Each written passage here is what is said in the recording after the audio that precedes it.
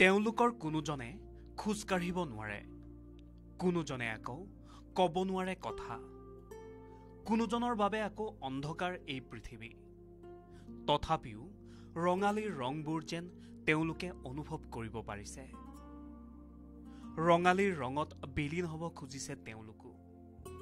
কপৌ ফুলৰ সুবাসে তেওঁলোককো মতলীয়া কৰি তুলিছে।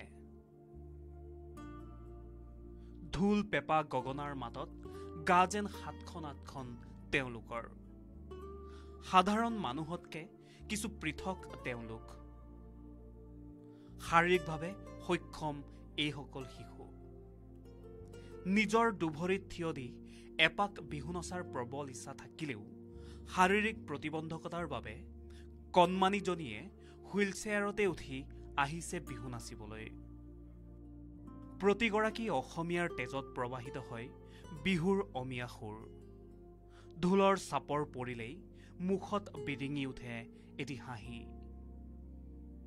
বিশেষভাৱে সক্ষম ছাত্ৰ ছাত্ৰীসকলেও নাচিব বিচাৰে বিহু, গাব বিচাৰে বিহুৰ পদ কিম্বা যোজনা। আন বিহুৱতীৰ দৰে এওঁলোকেও বজাব বিচাৰে বিহুৰ গগনা। সেয়ে ঢোলৰ চেৱত যিয়ে যেনেকৈ পাৰে তেনেকৈ নাচিলে এপাক বিহু। বিহুৰ বতৰত এই কণমানিসকলৰ মুখতো বিৰিঙিছে হাঁহি। যোৰহাটৰ চীনামৰাস্থিত প্ৰেৰণা প্ৰতিবন্ধী শিশু বিকাশ কেন্দ্ৰত ৭ এপ্ৰিলৰ পৰা আৰম্ভ হৈছে বিনামূলীয়াকৈ বিহুৰ প্ৰশিক্ষণ শিবিৰ। তাতেই দেখা গ'ল এই দৃশ্য। এই কৰ্মশালাৰ সামৰণি পৰিব ১১ এপ্ৰিলত আৰু বিহুৰ প্ৰশিক্ষণ দিছে চুমকি হাজৰিকাই।